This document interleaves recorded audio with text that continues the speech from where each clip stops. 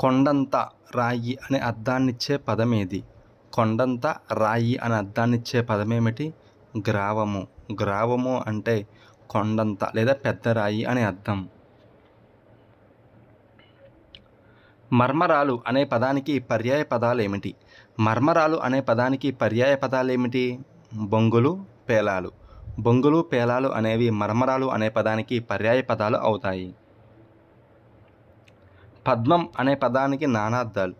పద్మం అనే పదానికి నానార్థాలు ఏమిటి? కమలము, పాము. కమలం, పాము అనేవి పద్మం అనే పదానికి నానార్థాలు. సరి అయిన ప్రకృతి వికృతుల జత ఏది? సరి అయిన ప్రకృతి వికృతుల జత ఏది? ఫస్ట్ ఆప్షన్ చూద్దాం. కథ అనే పదానికి వికృతి ఏమైంది మనకి? కథ అనే పదానికి వికృతి మనకి కథ. సెకండ్ ఆప్షన్ చూద్దాం. ప్రాణము, పానము. ఇది సరైన ప్రకృతి వికృతి. థర్డ్ ఆప్షన్ చూద్దాం. ధర్మము, దమ్మము. ధర్మము అనే పదానికి వికృతి ఏంటి? దమ్మము. ధర్మము అనే పదానికి వికృతి దమ్మము. ఫోర్త్ ఆప్షన్ కూడా దీనికి సరైన సమాధానమే. సింహం, సింగం. సింహం, సింగం కూడా ప్రకృతి వికృతులతో సరైన జతే. జాతీయం కానిదేది? జాతీయం కానిదేది? మనకి చిర్రుబుర్రు అనే జాతీయం. చీకు చింత కూడా జాతీయమే. చింతనిప్పు కూడా జాతీయమే. కానీ చింతపండు అనేది మనకి జాతీయం కాదు. చింతపండు అనేది జాతీయం కాదు. నామవాచకాల గుణాలను తెలిపే పదాలను ఏమంటారు? నామవాచకాల గుణాలను తెలిపే పదాలను ఏమంటారు? విశేషణం అంటారు. విశేషణాలు అనేవి నామవాచకం యొక్క గుణాలను తెలిపే పదాలు. సెకండ్ ఆప్షన్ చూద్దాం. సెకండ్ ఆప్షన్ ఏముంది? విశేష్యం. విశేషం అంటే అర్థం మనకి నామవాచకం అని అర్థం. థర్డ్ ఆప్షన్ అవ్యయం. లింగ, వచన, విభక్తి లేనిదే అవ్యయం. క్రియలు మనకి ఏం తెలుపుతాయి? క్రియలు అనేవి పనిని తెలుపుతాయి. మన ముఖ్యమంత్రి పండితులను ఘనంగా సత్కరించాడు. మన ముఖ్యమంత్రి పండితులను ఘనంగా సత్కరించాడు. ఈ వాక్యంలో కర్మ ఏది? ఈ వాక్యంలో కర్మ ఏది? ఒక వాక్యంలో కర్మ ఉందో లేదో తెలుసుకోవడానికి మనం క్రియ మన క్రియ ఏంటి ఇక్కడ? క్రియ మనకి సత్కరించాడు.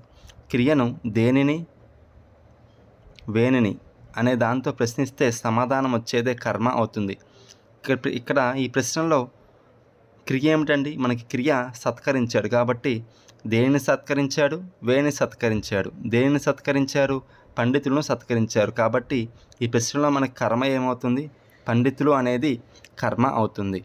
కాబట్టి క్రియను దేనిని లేదా వేనిని ప్రశ్నించగా సమాధానం వస్తే ఆ వాక్యంలో కర్మ ఉంది అని అర్థం. ముఖ్యమంత్రి అనేది మనకి ఏమిటి? ముఖ్యమంత్రి నామవాచకం. ఘనము అనేది విశేషణం. సత్కరించడం క్రియ. సమప్రాధాన్యం గల నామవాచకాలు కలిపి ఒకే మాటగా ఏర్పడే సమాసాన్ని ఏమంటారు? సమప్రాధాన్యం గల నామవాచకాలు కలిపి ఒకే మాటగా ఏర్పడే సమాసాన్ని మనం ద్వంద్వ సమాసం అని అంటాం. ద్వంద్వ సమాసం అంటాం. అదే ద్విగు సమాసంలో మనకి ఏముంటుంది? ద్విగు సమాసంలో పూర్వపదం సంఖ్యావాచకంగాను, పరపదం ఎలా ఉంటుంది? నామవాచకంగాను ఉంటుంది. కవీశ్వరులు ఏ సంధి? కవీశ్వరులు దీన్ని మనం ఎలా విడదీస్తాం? కవి ప్లస్ ఈశ్వరులు. కాబట్టి సమాధానం సవర్ణ దీర్ఘ సంధి. ఈ పరంగానే వచ్చింది. మనకి సంధి కలిపినప్పుడు దీర్ఘం ఈ వచ్చింది కాబట్టి మనకి సవర్ణ దీర్ఘ సంధి అవుతుంది. సీతయ్య అమాయకుడు. ఇది ఏ వాక్యం? సీతయ్య అమాయకుడు అనేది మనకి క్రియారహిత వాక్యం. క్రియ అంటే ఏంటి? పనిని తెలిపేది. సీతయ్య అమాయకుడు. దీంట్లో క్రియ ఏమి లేదు కాబట్టి ఇది క్రియా సహిత వాక్యం అవ్వదు. ప్రశ్నార్థక వాక్యం అంటే ఏమిటి? ఒక వాక్యం చేరే ప్రశ్నార్థకం గుర్తు ఉంటే అది ప్రశ్నార్థక వాక్యం అవుతుంది. విద్యార్థక వాక్యం అంటే ఏమిటి? ఒక పనిని విధిగా చెయ్యాలని చెప్పేదే విద్యార్థక వాక్యం. ఒక పనిని విధిగా చెయ్యాలని చెప్పేదే విద్యార్థక వాక్యం. ఉదాహరణ ఏమిటి? మీరు అక్కడ కూర్చోండి, బాగా చదువుకోండి, మంచి అలవాట్లు పెంపొందించుకోండి. ఇవన్నీ కూడా విద్యార్థక వాక్యాలు. విధిగా చెప్పేదే విద్యార్థకం. తొలిజల్లు వచ్చింది తొలకరించింది పదవోయి రైతన్న పాటు చేయంగా గేయాన్ని రాసింది ఎవరు? ఈ గేయాన్ని రాసింది ఎవరండి?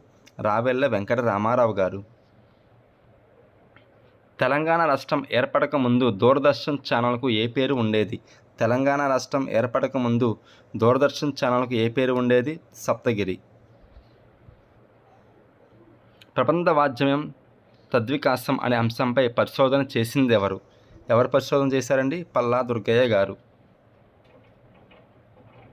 ఇమ్లీబన్ బస్టాండ్ నాకు ఆ పేరు ఎలా వచ్చింది? ఇమ్లీబన్ బస్టాండ్కి ఆ పేరు ఎలా వచ్చింది? చింతలవనము మధ్య నిర్మించడం వల్ల బస్టాండ్కు ఇమ్లీబన్ అనే పేరు వచ్చింది. చింతలవనం మధ్య నిర్మించడం వలన. భాద్రపద మాసం శుక్లపక్ష చతుర్థి నాడు జరుపుకునే పండగ. భాద్రపద మాసం శుక్లపక్ష చతుర్థి నాడు ఏ పండగ జరుపుకుంటాం మనం? వినాయక చవితి పండగ జరుపుకుంటాం. స్వాగతం ఏ కథనంలో ఉంటుంది? స్వాగతం అంటే ఏంటండి?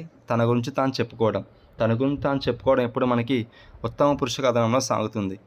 ఇద్దరు వ్యక్తులు మాట్లాడుకునేటప్పుడు మాట్లాడే వ్యక్తి ఉత్తమ పురుషులో ఉంటాడు, వినే వ్యక్తి మధ్యమ పురుషులో ఉంటాడు. ఎవరి గురించి అయితే మాట్లాడుతున్నామో ఆ వ్యక్తి ప్రథమ పురుషులో ఉంటాడు. తాను ఉత్తమ, ఎదుటి మధ్యమ, ఎక్కడో ప్రథమ అని గుర్తుంచుకోవచ్చు. పాఠ్యాంశానికి సంబంధించిన మూల గ్రంథాన్ని చదవడం అనే స్పష్టీకరణ ఈ బోధన లక్ష్యానికి చెందింది. దేనికి సంబంధించింది? భాషాభిరుచి. పాఠ్యాంశానికి సంబంధించిన మూల గ్రంథాన్ని చదవడం అనేది భాషాభిరుచి అనే స్పష్టీకరణకు చెందింది. దినచర్య రహస్య లేఖలు ఈ రకమైన భాషా ప్రయోజనానికి ఉదాహరణలు. దీనికి సరైన సమాధానం ఏమిటి? ఉద్దీపన, అభివ్యక్తి, లిఖిత రూపం, ఆత్మగతం. దినచర్య రహస్యలేఖలు అనేవి దేనికి సంబంధించినవి? మన హృదయానికి సంబంధించిన కాబట్టి అది ఉద్దీపన అవుతుంది. దినచర్య రహస్యలేఖల ద్వారా మనం ఏం చేస్తాం? అభివ్యక్తి చేస్తాం కాబట్టి. అంటే అభివ్యక్తి అంటే ఏంటి? వ్యక్తీకరణ అంటే ఏ రూపంలో? భాషణ రూపంలో వ్యక్తీకరించవచ్చు, లేఖనం రూపంలో వ్యక్తీకరించవచ్చు. దినచర్య రహస్యలేఖనం మనం ఏం చేస్తాం? వ్యక్తీకరిస్తాం కాబట్టి అభివ్యక్తి. అవి ఎలా ఉంటాయి? లిఖిత రూపంలో ఉంటాయి. దినచర్య రహస్యలేఖలు అనేవి ఆత్మగతం, అంటే మనమే రాసుకుంటాం, అంటే మనకు మనమే ఉంటుంది కాబట్టి ఆత్మగతం అంటాం. అదే అందరికీ తెలిసేలా రాస్తే ప్రకాశం అవుతుంది, కానీ అందరికీ తెలిసేలా రాయం కదా. దినచర్య రహస్యలేఖలు అనేవి మనకే ఉంటాయి కాబట్టి అది ఆత్మగతం అవుతుంది. శ్రవణశక్తి లోపాలలో చేరని అంశం. దీనికి సరైన సమాధానం ఆప్షన్ 4. ఉపాధ్యాయుల కంఠస్వరం అనేది శ్రవణశక్తి లోపాలలో చేరదు. శ్రవణశక్తి లోపాల్లో చేరేదేమిటి? విద్యార్థుల ఏకాగ్రతలేమి, విద్యార్థుల శ్రవణేంద్రియ లోపం, విద్యార్థుల అశ్రద్ధ, ఇవన్నీ శ్రవణశక్తి లోపాల్లో చేరుతాయి. కానీ ఉపాధ్యాయుడి సమస్థాయి కంఠస్వరం అనేది శ్రవణశక్తి లోపాల్లో చేరదు. పాఠశాలలో ఉపదేశాత్మక పరికరాలు, పీడోమీటర్ అందుబాటులో ఉండే ఆధునిక బోధనా పద్ధతి.